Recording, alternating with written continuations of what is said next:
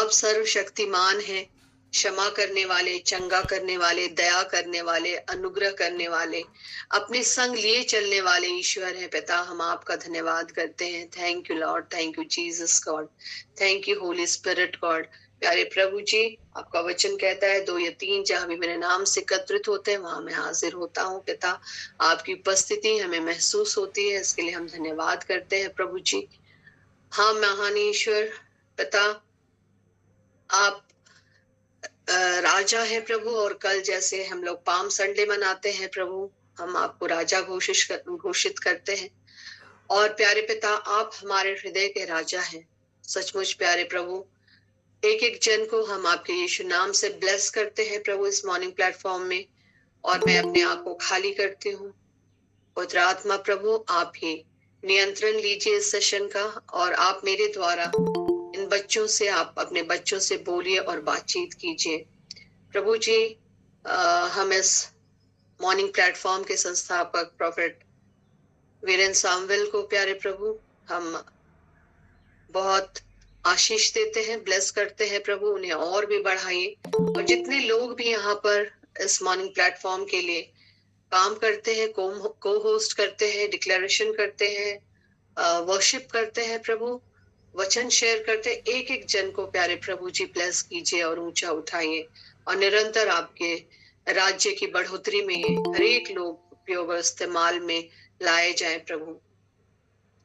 महान पिता, इस घड़ी जबकि हम वचन सुनते हैं, हर एक के मन, दिल और हृदय को तैयार कर खोल दे महान परमेश्वर के वचन अधिकाई से हर एक के हृदयों में बसने पाए, शैतान अंधकार की कोई भी शक्ति इसे चुराने न सके, और इसे हम अपने तक ही सीमित न रखें प्रभु, दूसरों को भी बताने पाए और आपके नाम को ऊंचा उठा पाए। हर एक को अपने प्रकाश से प्रकाशित कर प्रभु, हर एक के हृदयों में अपना प्रकाश भर दे महान ईश्वर, की आपके वचन को और भी अधिकाई से समझ पाए। महान पिता, इस प्रार्थना को हम मांग लेते हैं आपके बेटे हमारे उद्धारकर्ता यीशु मसीह के नाम से। सुने जैसे स्वराज में ग्रहण कीजिए, आमीन। तो जैसा कि हम लोग जानते हैं कि कल पाम संडे है, जिसे हम लोग खजूर रविवार भी बोलते हैं।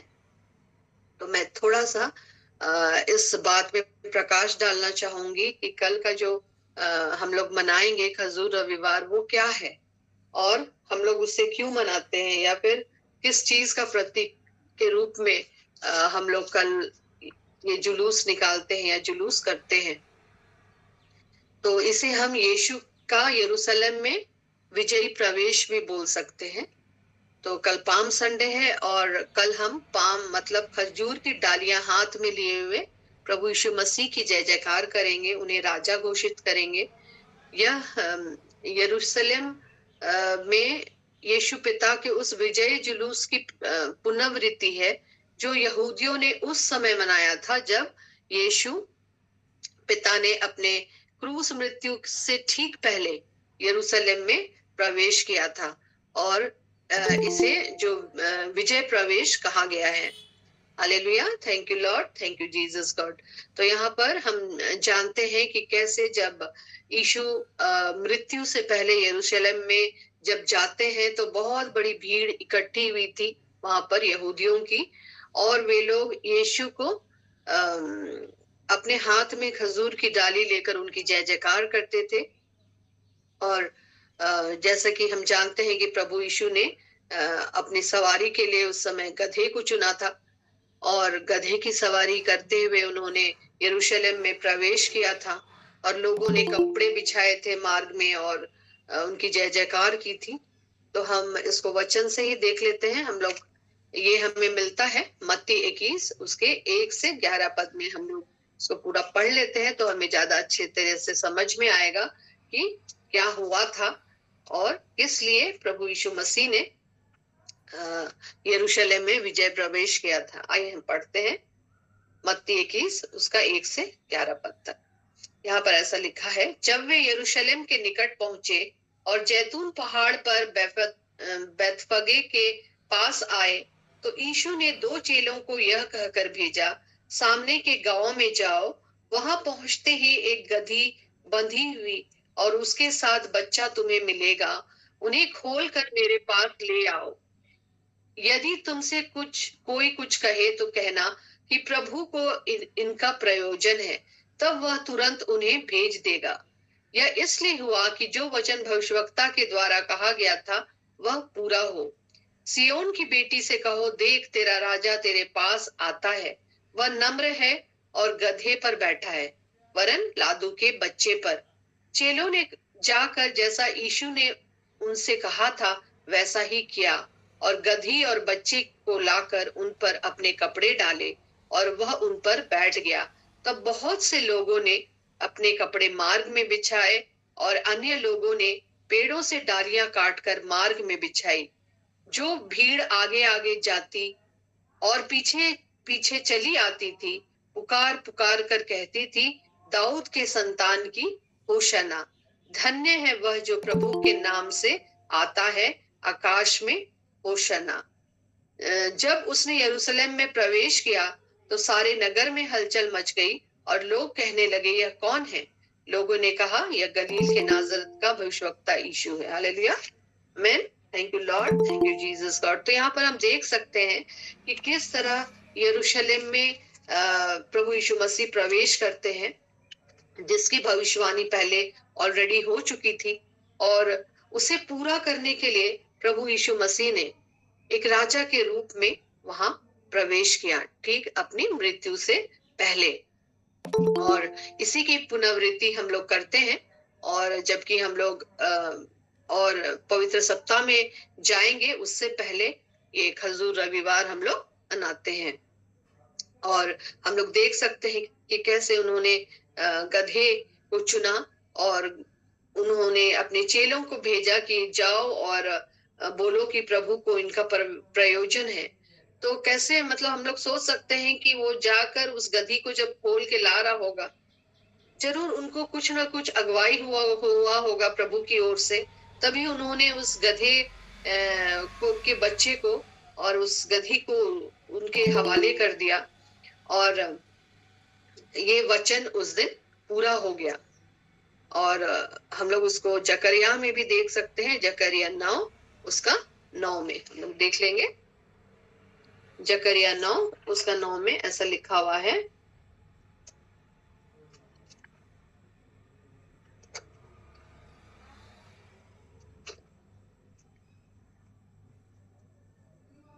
जकरिया 9 उसका 9 में देखते हैं। यहाँ पर लिखा है कि हे सियोन बहुत ही मगन हो, हे यरूशलेम जय जयकार कर, क्योंकि तेरा राजा तेरे पास आएगा।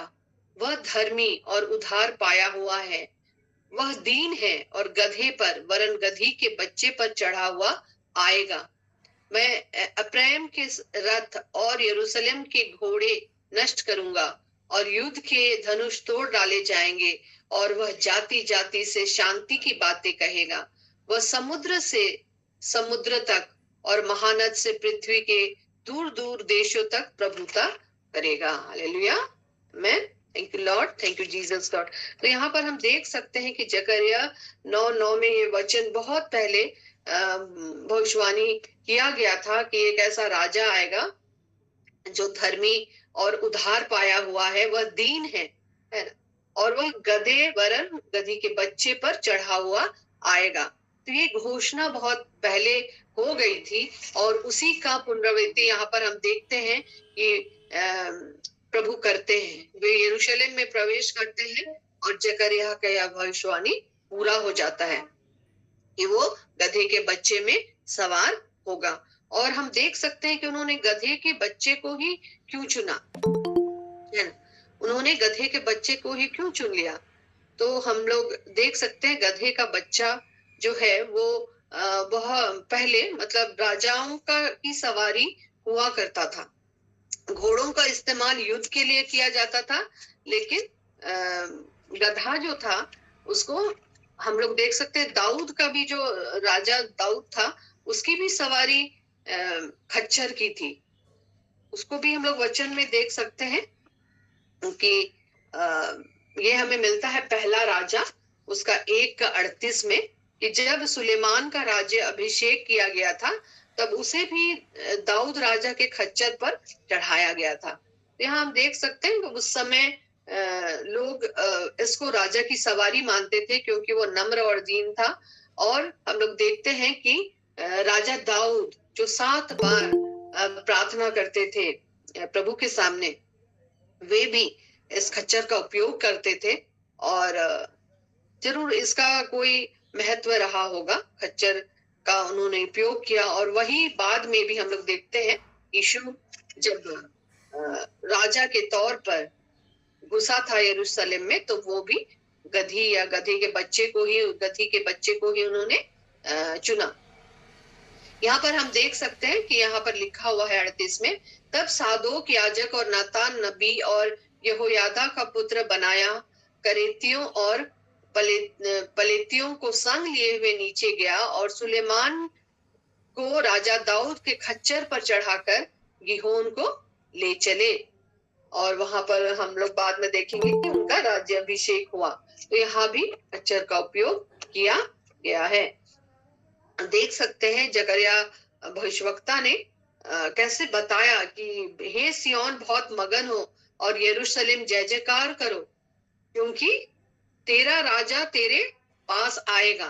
तो यहाँ पर उन्होंने राजा शब्द का इस्तेमाल किया है।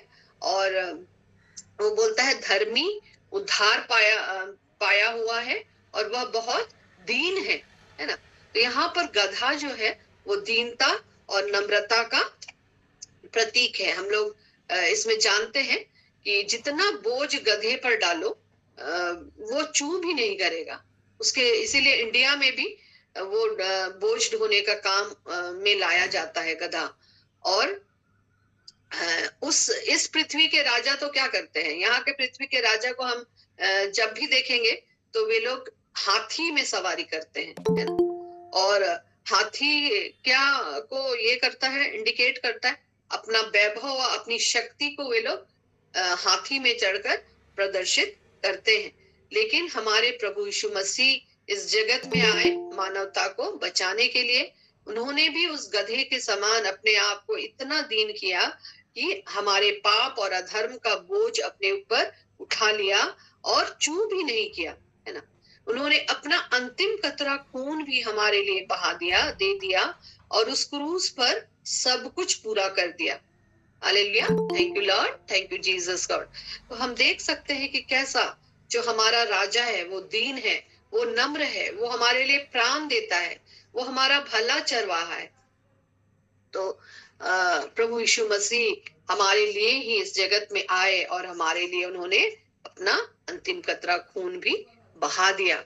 और हम देखते हैं कि यहूदियों की एक बड़ी भीड़ वहां खड़ी थी। जब हम लोग 21 मत्ती 21:1-11 का जब हम लोग पढ़े तो वहां पर देखते हैं एक बड़ी भीड़ थी, बहुत सारे लोग थे और उन्होंने खजूर की डालियां प्रभु के लिए बिछाई और उन्होंने जय जयकार किया। तो क्या किया, खजूर की डालियों को हिलाकर और बिछाकर उन्होंने उनका जय जयकार किया, है ना। और ये जो खजूर की जो पेड़ है वो वहां पर बहुतायत से मिलती है। मतलब यरूशलेम में ये एक ऐसा पेड़ है जो वहां पर पॉपुलर है, मतलब ज्यादा वहां पर उसकी वो होता है, क्योंकि पूरे जो क्षेत्र है वे रेतीले क्षेत्र वहां पर पाए जाते हैं और डेजर्ट जैसा वहां ज्यादा है। तो वहां पर ये जो खजूर है वो बहुत तायत से मिलती है वहां पर। और हम लोग जानते हैं कि वहां पर का खजूर बहुत ही अच्छा रहता है, बहुत क्वालिटी वहां का बहुत ही अच्छा रहता है वहां का खजूर का। क्योंकि मैं भी जब यरूशलेम गई थी तो हमने देखा था खजूर बहुत वहां बहुत बिक्री होता है और बहुत ही अच्छे क्वालिटी का होता है। यहाँ पर वैसा नहीं मिलता है। तो हम लोग देखते हैं कि कैसे वहां पर खजूर की जो डालियां हैं वे लोग लेते हैं और खजूर का जो पेड़ है हम लोग देखते हैं वो बहुत ही मजबूत होती है और उसकी जड़ अंदर तक फैली रहती है। और हम देखते हैं कि आंधी या तूफान भी जब आ जाएगी तो वो जल्द नहीं उखड़ते हैं, वो झुक जाएंगे, लेकिन जैसे ये खत्म होगा फिर वो खड़े हो जाएंगे। और भजन संहिता 92:12-14 में जब हम लोग देखते हैं तो धर्मी जन की तुलना खजूर के पेड़ से की गई है। और हम लोग गाने के रूप में भी उसे सुनते हैं। भाई अविनेश जब गाते हैं कि धर्मी जन खजूर के पेड़ के समान फूले फलेंगे, फूले फलेंगे, है ना। 12 से 14 अगर हम लोग पढ़ेंगे तो वहां पर ऐसा लिखा हुआ है, धर्मी लोग खजूर के समान फूले फलेंगे और लबानोन के देवदार के समान बढ़ेंगे, बढ़ते रहेंगे। वे यहोवा के भवन में रोपे जाकर हमारे परमेश्वर के आंगनों में फूले फलेंगे। वे पुराने होने पर भी फलते रहेंगे और रस भरे और लहलहाते रहेंगे। हालेलुया, आमीन। Thank you Lord, thank you Jesus God. यहाँ पे हम देख सकते हैं कि कैसे धर्मी जन की तुलना एक खजूर के पेड़ से की गई है कि वे उसी तरह फलेंगे फूलेंगे और उसी के समान, लबानोन के देवदार के समान बढ़ते रहेंगे। और क्या करेंगे? वे यहोवा के भवन में रोपे जाकर परमेश्वर के आंगनों में फूले फलेंगे और पुराने होने पर भी फलते रहेंगे और लहलहाते रहेंगे। हालेलुया, आमीन। Thank you Lord, thank you Jesus God. तो यहाँ पर अगर हम लोग आगे देखेंगे कि जैसे हम लोग मूसा को हम लोग देखते हैं कि जब प्रभु ने मूसा को बोला था कि एक मंदिर का निर्माण करो और वहां पर जो वाचा की संदूक है वो रखी जाएगी, और जैसे जैसे वो बनाने बोले थे वैसे वैसे वो लोग वहां पर बनाते हैं। और वहां पर हम लोग देखते हैं खजूर की डालियां और खजूर को डिपिक्ट किया गया था वहां पर भी यरूशलेम के मंदिर में। और आगे जब हम लोग देखेंगे सुलेमान भी जो मंदिर बनाया था उसमें भी खजूर की डालियां और खजूर को उन्होंने उसमें बनाया था अपने मंदिर में। तो हम देख सकते हैं कि खजूर के पेड़ का बहुत ही महत्व है और इसकी पुनरावृत्ति को हम लोग देखते हैं ये स्वर्ग में भी हमें मिलता है ना। कितना ही महत्व है कि स्वर्ग में भी वहां पर लोग हाथ में खजूर की डालियां लेकर प्रभु की जय जयकार कर रहे हैं। उसको भी हम लोग देख सकते हैं, प्रकाशित वाक्य उसका 7वां अध्याय उसके 9 से 10 पद तक, जो हम लोग गाने के रूप में प्रॉफेट वीरेन सामुएल भी गाते हैं ना, जाति जाति और राज्य राज्य कुल के लोग, है ना। तो यहाँ पर हम देख सकते हैं, अगर हम लोग पढ़ेंगे 9 और 10 पद को, तो यहाँ पर ऐसा लिखा हुआ है, इसके बाद मैंने दृष्टि की और देखो हरेक जाति और कुल और लोग और भाषा में से एक ऐसी बड़ी भीड़ जिसे कोई गिन नहीं सकता था, श्वेत वस्त्र पहने और अपने हाथों में खजूर की डालियां लिए हुए सिंहासन के सामने और मेमने के सामने खड़ी है और बड़े शब्द से पुकार कर कहती है, उद्धार के लिए हमारे परमेश्वर का जो सिंहासन पर बैठा है और मेमने का जय जयकार हो। Hallelujah, thank you Lord, thank you Jesus God, amen. तो यहाँ पर हम देख सकते हैं कि कैसे स्वर्ग में भी हाथों में खजूर की डालियां लेकर भीड़ उस मेमने का और परमेश्वर का जो सिंहासन पर बैठा है जय जयकार कर रही है। इन्हीं की पुनरावृत्ति तो हो रही है, यहाँ यरूशलेम में हुआ और उसको हम लोग भी करते हैं, है ना। तो इसीलिए कल जब हम लोग मनाएंगे खजूर का पर्व, पाम संडे, तो हमें हृदय से जय जयकार करना है, हृदय से निकलना है। ऐसा नहीं कि हम लोग जस्ट सिंपली रिचुअल जैसे करके आ गए, नहीं, उसको याद करना है कि ये हम लोग स्वर्ग में भी हिला रहे हैं वो खजूर की डालियां। और जब वहां पर सॉन्ग होते, गाने होते हैं खजूर की डालियां लिए हुए, सुंदर सुंदर गाने जब हम लोग गाते हैं तो सचमुच ऐसा लगता है कि स्वर्ग पृथ्वी पर उतर आया है। और मेरे तो गूज बम्प हो जाते हैं जब हम लोग खजूर को लहराते हैं, तब पूरा रोंगटा खड़ा हो जाता है और ऐसा लगता है कि वाह, प्रभु को हम लोग इतना मतलब उनकी स्तुति करते हैं, महिमा करते हैं। तो प्रियो, हम भी ऐसे ही हमें प्रभु की महिमा करना है, क्योंकि वे स्तुति में विराजते हैं। और जब वे यरूशलेम में प्रवेश करते हैं तो यहूदी भी उस समय उनकी जय जयकार कर रहे हैं, उनकी प्रशंसा कर रहे हैं। ये अलग बात है कि यही लोग कुछ दिन के बाद उनको क्रूस में भी चढ़ा देते हैं, ना। तो हम लोग आगे देखते हैं कि हमें दिल से यीशु को राजा स्वीकारना है अपने हृदय में और प्रभु को ऊंचा स्थान देना है। और हम लोग आगे जब देखेंगे कि हम लोग आगे जब देखते हैं तो हम लोग देखेंगे कि राजा के रूप में कैसे वो यरूशलेम में प्रवेश करते हैं। तो वे कहाँ के राजा हैं और उनकी प्रजा कौन है ना, वे कौन से राजा हैं। तो हम वचन से देख लेंगे कि यूहन्ना 1:45 में हम लोग जब देखते हैं तो नतनएल जो है वो उन्हें महाराजा बोलकर संबोधित करते हैं। यूहन्ना 1 उसका 45, उसमें हम लोग देखेंगे कि नतनएल जो है वो उनको महाराजा बोल के उनको संबोधित करते हैं।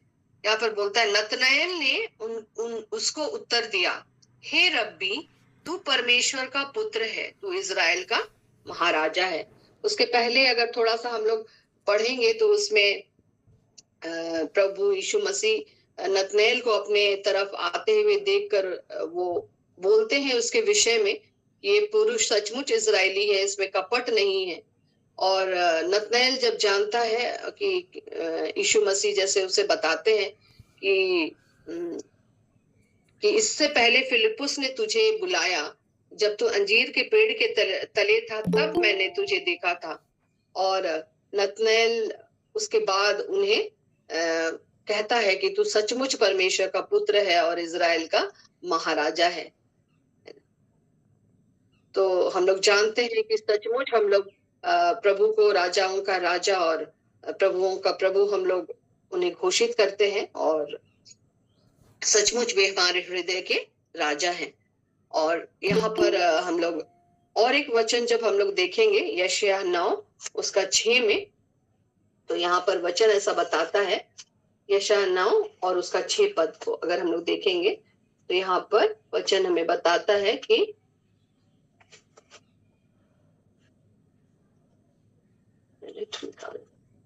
यशायाह 9 उसका 6 पद, यहाँ पर ऐसा बोलता है, ये भविष्यवाणी किया हुआ है पहले कि क्योंकि हमारे लिए, 6वां पद में, क्योंकि हमारे लिए एक बालक उत्पन्न हुआ, हमें एक पुत्र दिया गया है और प्रभुता उसके कांधे पर होगी, और उसका नाम अद्भुत युक्ति करने वाला, पराक्रमी परमेश्वर, अनंत काल का पिता और शांति का राजकुमार रखा जाएगा।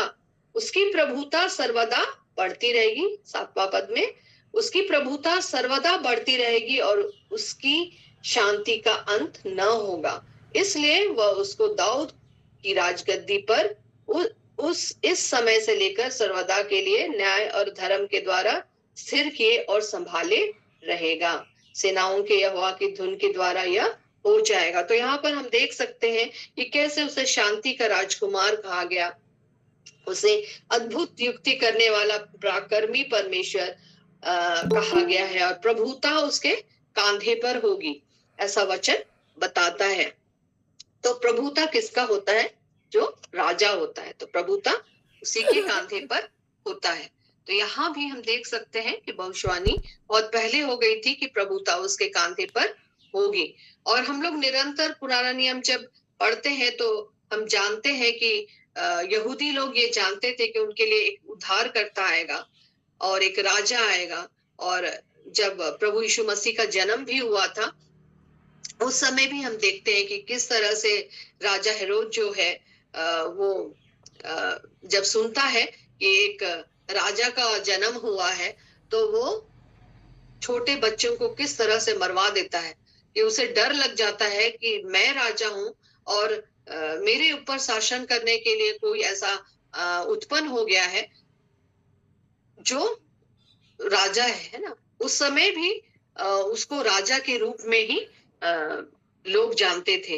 ये एक उद्धारकर्ता, एक राजा हमारे बीच आएगा जो राज्य करेगा। लेकिन हम जानते हैं कि वो ये का राज्य उनका नहीं है। जब वो सेकंड कमिंग में जब हम लोग उनके साथ आएंगे तो उनका राज्य होगा इस पृथ्वी पर, है ना, और हम उनकी प्रजा रहेंगे। तो कौन उनकी प्रजा रहेगा? हम उनकी प्रजा रहेंगे ना, क्योंकि हम उनकी भेड़े हैं। हम उनकी बात जो सुनते हैं, उनके पीछे जो चलते हैं, वो उनके साथ हमेशा बने रहते हैं।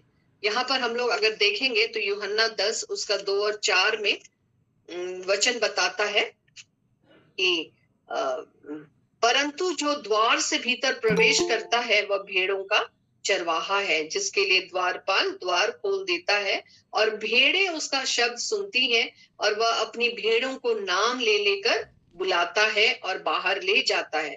जब वह अपनी सब भेड़ों को बाहर निकाल चुकता है तो उनके आगे आगे चलता है और भेड़ें उसके पीछे पीछे हो लेती हैं, क्योंकि वे उसका शब्द पहचानती हैं। हालेलुया, आमीन। Thank you Lord, thank you Jesus God. तो हम जानते हैं कि हम उसकी भेड़े हैं और वो हमें जानता है, वो हमसे बहुत प्यार करता है। इसीलिए तो क्रूस पर उन्होंने हमें बचाने के लिए, हमारा उद्धार करने के लिए, हमें छुड़ाने के लिए, हमें छुटकारा देने के लिए अपना जान निछावर कर दिया। और हम जानते हैं कि जब हम उनकी भेड़े हैं तो हम उनकी इच्छा के अनुसार जब हम इस पृथ्वी में रहते हैं और उसकी इच्छा के अनुसार उनके भय में चलते हैं, वचन को अपने हृदय में रखते हैं, तो हम उनकी प्रजा बन जाते हैं, हम उनके साथ चलते हैं और प्रभु अपनी आशीष हमें प्रदान करता है।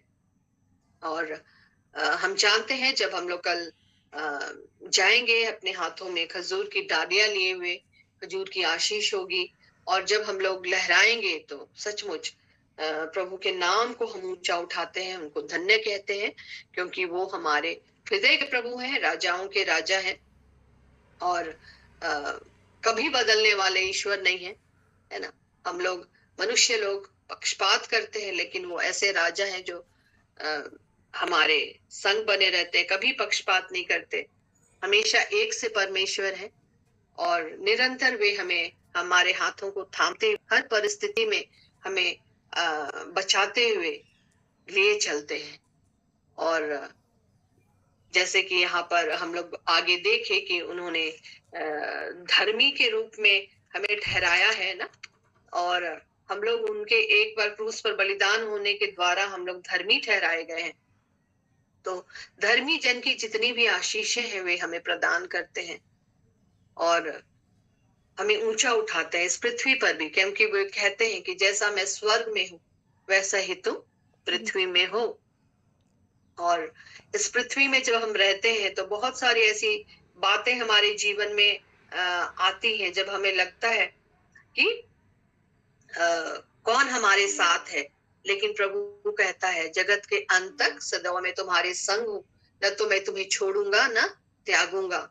और उन्होंने कहा तुम मेरे नजरों में अनमोल और प्रतिष्ठित हो, मैंने तुम्हारा चित्र अपनी हथेली पर खोदकर बनाया है। कौन ऐसा परमेश्वर होगा जो हमसे इतना प्रेम करेगा कि अपने हथेली पर हमारा चित्र उन्होंने बनाया है और वे हमसे इतना ही प्रेम करते हैं। उन्होंने अपने वचन में कहा है कि हमारे एक एक बाल भी क्या है, गिना हुआ है ना।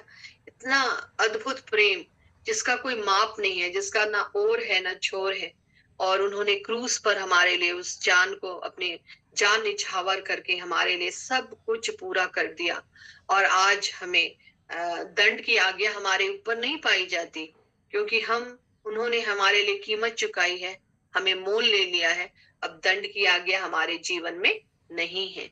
उन्होंने किस चीज से हमें आशीषित किया है? उन्होंने क्रूस पर उस मृत्यु को हराया, उस शैतान को हराया और हमें अनंत जीवन का वारिस बना दिया है। उस महान ईश्वर का हम लोग धन्यवाद करें, उस महान ईश्वर को हम याद करें कि किस तरह उन्होंने हमारे लिए अपना खून बहाया, अपने आप को शून्य कर दिया, इतने थप्पड़ खाए, इतने अपमान सहा और इतने कोड़े खाए। उसके कोड़े खाने से हम क्या हो जाते हैं? जैसे डिक्लेरेशन में रोज मैम ने कहा कि हम चंगे हो जाते हैं। तो मेरे प्रियो, ये विश्वास करने की बात है। हमें लगेगा कि हम क्या सचमुच चंगे हो जाएंगे, इसको डिक्लेयर करने से वाकई में हम चंगे हो जाते हैं, क्योंकि वचन ही परमेश्वर है ना। आदि में वचन था, वचन परमेश्वर के साथ था, वचन परमेश्वर था। तो अगर वचन हमारे अंदर है और तो वचन जीवित हो जाता है, वचन काम करने लगता है। और निश्चित रूप से जब हम डिक्लेयर करते हैं तो वो चीजें हम में घटना शुरू हो जाती है और हम चंगाई को पाते हैं। Hallelujah, thank you Lord, thank you Jesus God. हम सारी महिमा उस प्रभु को देते हैं। अभी हम लोग कंक्लूड करेंगे और मैं सबको शुभकामनाएं देना चाहती हूँ कल के पाम संडे के लिए। आइए हम छोटी प्रार्थना में जाएंगे। प्यारे प्रभु, सचमुच हमने आपके वचनों से सीखा प्रभु, हम आपका धन्यवाद करते हैं महान ईश्वर। और होने दीजिए प्रभु कि जब हम लोग कल पाम संडे मनाएंगे प्रभु, एक एक जन को आशीष देना प्रभु, कि उस पाम संडे की आशीष हर एक के जीवन में बहुत आयत से हो महान ईश्वर। और जब हम लोग पवित्र सप्ताह में प्रवेश करेंगे तो पिता हम और भी अधिक आपके निकट होने पाए, आपको और भी अधिक हम जाने पिता, आपसे प्रेम करें और निरंतर आपका प्रेम हम में बढ़ता चला जाए। आपकी शांति हर एक के हृदयों में राज करे प्रभु, वो शांति जो समस्त ज्ञान से परे है। प्यारे प्रभु जी, होने दीजिए एक एक जन को हम आपके यीशु नाम से ब्लेस करते हैं प्रभु जी। और होने दीजिए प्रभु कि आपके वचन जो हमने सीखा है प्रभु, वो हमारे हृदय में बना रहे।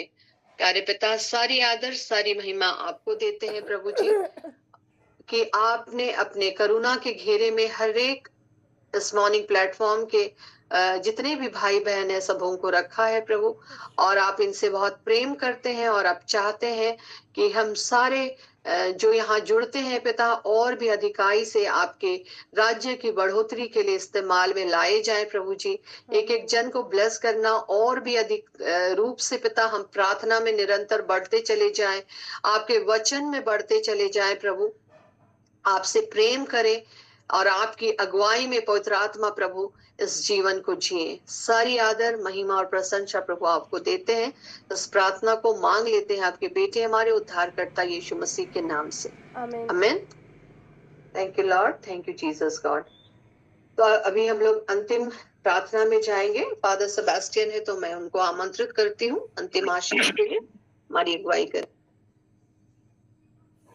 धन्यवाद के साथ में, बड़े आदर के साथ में हम पिता परमेश्वर को सारा आदर महिमा देते हैं। विजेता प्रभु, राजाओं के राजा प्रभु, जिसके बारे में हमने सुना, यीशु की जय जयकार करने के लिए सारे यरूशलेम के लोग निकल पड़े। ना तो वे नेता थे, ना विजेता थे, लेकिन निश्चित रूप से वे संसार के मुक्तिदाता बनकर के इस संसार में आए। और बहुत सारे लोग इन बातों को नहीं समझ पाए, क्योंकि वो अपने को दीनहीन बना दिया और मरण तक आज्ञाकारी बनकर के ईश्वर के कार्य को ही पूरा किया। अगर वो चाहता तो दुनिया में जीवन में सब कुछ अपने इच्छा अनुसार करता, लेकिन पिता की इच्छा को पूरी करने के लिए उसने सब कुछ सहा, दुख सहा और पिता की आज्ञा का पालन किया, और उसी में हमारी मुक्ति है। और हम कल खजूर रविवार में प्रवेश करते ही दुख भोग सप्ताह या पुण्य सप्ताह में प्रवेश करते हैं।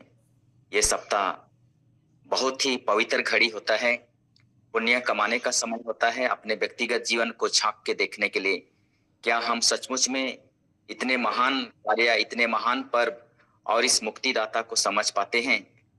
आइए हम सर्वोच्च परमेश्वर की होसन्ना करें, दाऊद के पुत्र की जय जयकार करते हुए, नारा लगाते हुए हम अपने जीवन को हम प्रभु में संयुक्त कर दें, जिसने हमारे लिए दुख भोगा और जैसे भविष्यवाणी किया गया था सब कुछ पूरा हो गया।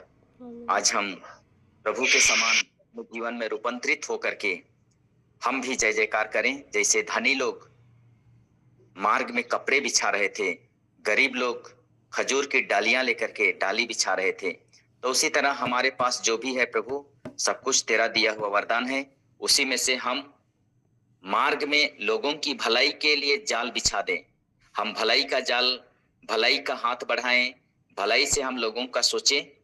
हम हमारे पास जो कुछ भी है उसी के अनुसार आपकी जय जयकार करें, और इसका जो तू हम सबों को जो मुक्तिदाता बन करके आया है, तो हम सबों को निश्चित रूप से मुक्ति प्रदान करेगा। तो आइए हम प्रभु को धन्यवाद देते हैं, और जब हम कल से दुख भोग सप्ताह में प्रवेश कर रहे हैं, हम एक दूसरे के लिए विशेष रूप से प्रार्थना करें और प्रार्थना में समय व्यतीत करें। यही है ईश्वरीय कृपा, यही है ईश्वरीय आशीर्वाद। आइए हम प्रभु को धन्यवाद देते हुए जीवित परमेश्वर के द्वारा आशीर्वाद ग्रहण करेंगे। प्रभु के नाम में ही हमारा कल्याण है, इसीलिए सबसे आप लोगों के साथ हो और आपके आत्मा परमेश्वर पिता और पुत्र पवित्र आत्मा का आशीर्वाद आप पर उतरे, आपके परिवार के एक एक सदस्यों पर उतरे, आपके कार्य क्षेत्र में उतरे और सदा सर्वदा छाया रहे। आमीन। आमीन आमीन। सबको जय श्री राम।